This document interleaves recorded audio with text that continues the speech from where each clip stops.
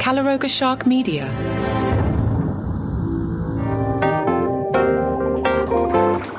Hi there, I'm Johnny Mac with your daily comedy news, a daily briefing on stand-up comedy, comedian, and the comedy industry, a sentence the algorithm loves. America can't get enough of Nikki Glaser, although I'm starting to think America is like, yeah, enough with Nikki Glaser. Tonight, American Idol, Nikki Glaser will host Taylor Swift night. Of course she will. The top 7 contestants will perform Taylor Swift hits on the live episode of American Idol. Meanwhile, Nikki was on Good Morning America, and pay attention to this. This is some politicking here. They ask her if she wants to host the Oscars, but listen to her phrasing. She says, I'll have to adapt if she's offered it. You haven't been offered it. I know you're campaigning for it. I know you're trying to re-steal your career. I know your agents and your PR people are getting it done, and we're trying to reposition you, but no one has asked you to host the Oscars. Is it a dream? Would you want to do the Oscars? Of course. I mean, I think that there's always just this like, oh, what's the next thing? I really have to say I enjoy the Globes, though, because it is set up so perfectly for comedy. It's a looser night. There's drinking. Everyone's like kind of casual. Everyone's sitting at these tables. They're not all in these just like stuffy rows. And it's set up like a comedy club. It's lower ceiling. The Oscars is a harder gig, so I'll have to adapt in a different way. All the cool is sucking out of the Nikki Glaser room. That is all I hear. The more press she does, the more I'm like, it's time to hide out for a while, and she's not going to. She's knocking on Hollywood's door, and I don't know. The media seems to want to let her in. I'm not sure Hollywood wants to let her in. We will find out. Bobby Lee and Andrew Santino have wrapped production on a 10-episode season of something called The Bad Game Show.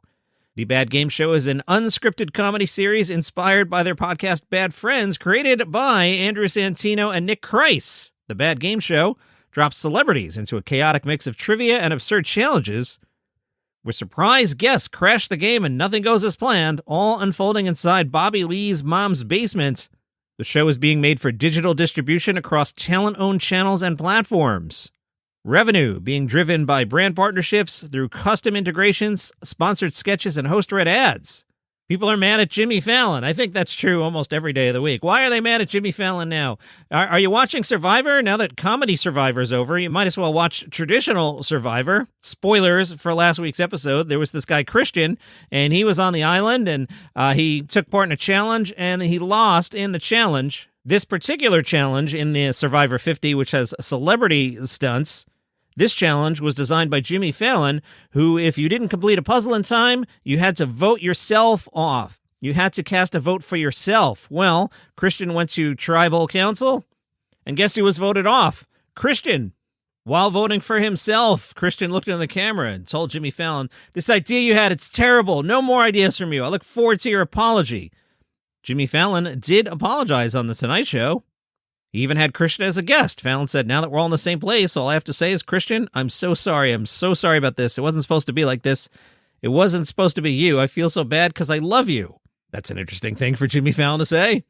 Now, apparently, in the confessional scene with the vote, some stuff was cut out. Christian said, he said something like, Jimmy, I'm not sure I like this idea. What other ideas have been yours? Were you looking at the Titanic and you're like, you know what? Too many lifeboats? Were you on the Hindenburg and you said, you know what this needs? A smoking section? What other ideas, Jimmy? I don't think you need any more ideas. I think you can have a seat and let us play. Shane Gillis got the crowd going at Game 3 of the Eastern Conference first round NHL playoffs. It was the Philadelphia Flyers taking on the Pittsburgh Penguins. Flyers superfan Shane Gillis was joined by team mascot Gritty to ignite the orange before the game. Puck dropped. A stupid controversy last week involving Patton Oswalt. It was April 21st, and Patton Oswalt marked 10 years since the death of his wife. Patton Oswalt posted on Instagram, 10 years gone by, miss you, baby. People thought that was rude to Patton Oswalt's current wife, Meredith Salinger. Salinger posted, what a beauty she was, smart and cool and brave, clearly smart enough to love you and wonderful enough to be adored by you. And she made the greatest kid on the planet. Wish I had known her. I'm so sorry for the heartbreak you and Alice will always hold. I love you both with all my heart. Hugs forever. Tim Heidecker getting a lot of press. He's the new face of Infowars, the former Alex Jones website, now being run by The Onion, and they're having a good time running it. Heidecker's mission, he's asking, can you change the way people think about a word like Infowars? That felt like an interesting question to explore. This even got a profile of Tim Heidecker in the Wall Street Journal, of all places. Heidecker and the team are making content for the new InfoWars, including a parody of Tucker Carlson's show. Tucker Carlson, one of those people that is all of a sudden surprised at the President of the United States, as if I'm not going there. Tucker Carlson's surprised. Listen to Tucker Carlson's podcast. One early episode of the Carlson parody says, the American people don't know this, but JFK didn't kill himself. Alex Jones is not happy with the parodies. He said, the whole thing's about defaming me. Just because you're wearing my shirt doesn't mean you're me. Well, Tim Heidecker shaved his head to look a little more like Alex Jones and walked into the new offices. He shared a video on Instagram. Let's listen to some of it as we head into the break. I've made some edits here for pacing and for language. Hey everybody, it's Tim Heidecker checking in here. I'm in the Onion headquarters here. Jamie Brew eating a sandwich. Bunch of guys trying to come up with funny ideas. See how that goes. You know, they got all the posters of all their dumb ideas, women's bathroom, gender identity, whatever. You don't have to stop because I'm walking around. Go back to business. Are we doing this or what? We taking over InfoWars, Mr. Collins? Yes, sir. Is that what's going to happen? Yes, that's what's going to happen. What are we going to do? We're going to make a disrupt, right? That's correct. That's exactly what we're going to do. Well, you're my leader. I'm going to follow you into battle.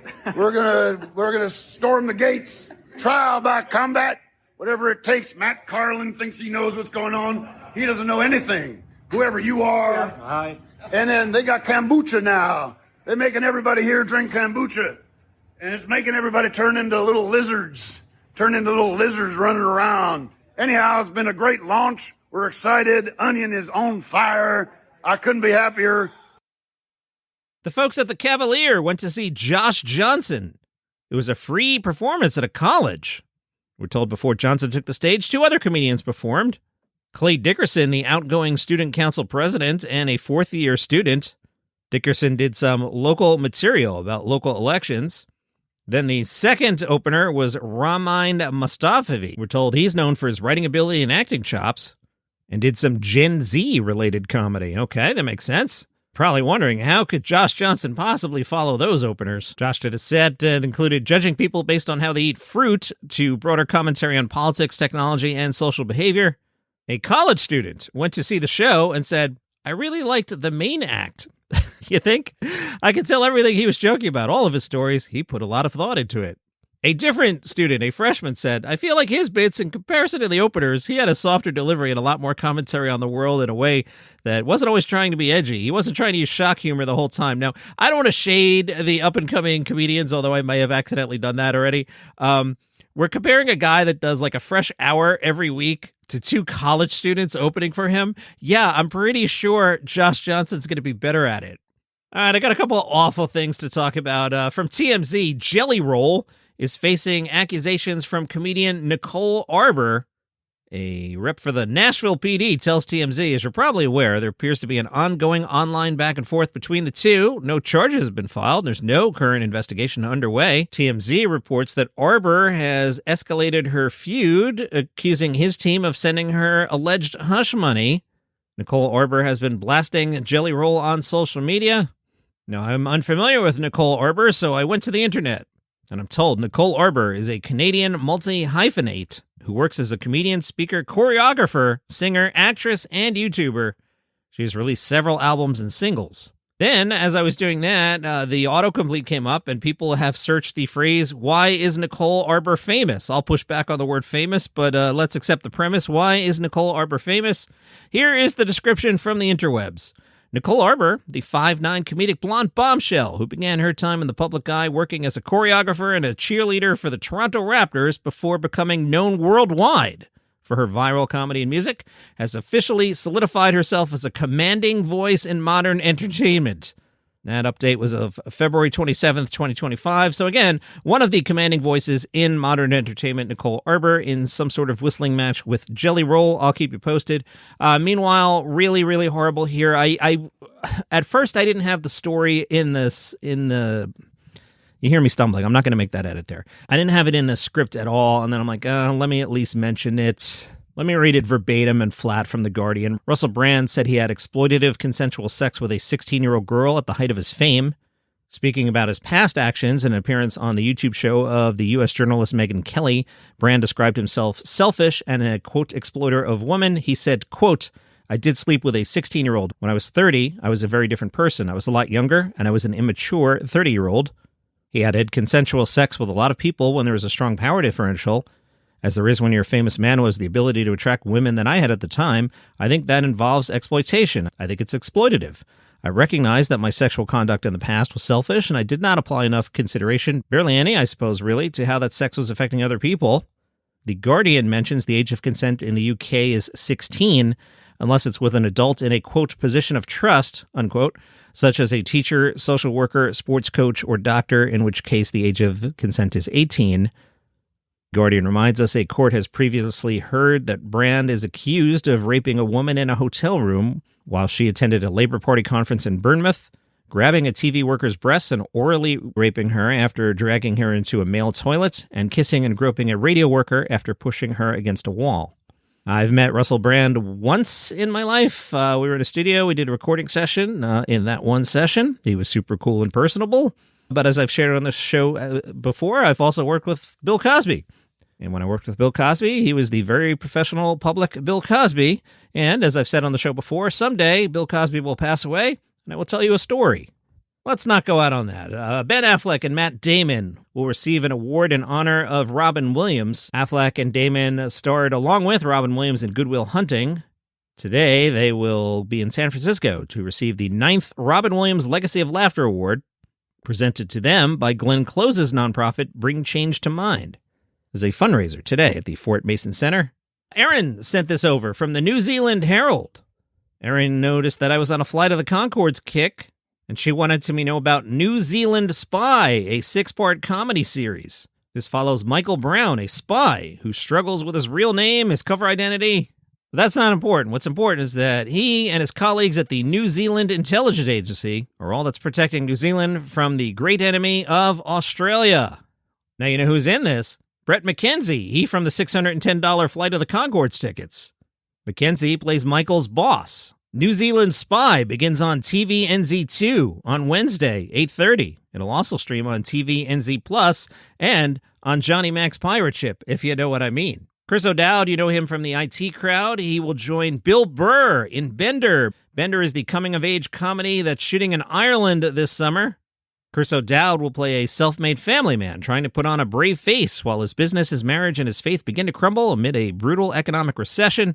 Bill Burr plays a gruff American record store owner who convinces a ragtag gang of teenage misfits that their best and possibly only chance to lose their virginity before graduating high school is at a massive open-air mass for the visiting Pope. And that is your comedy news for today. I'll see you tomorrow.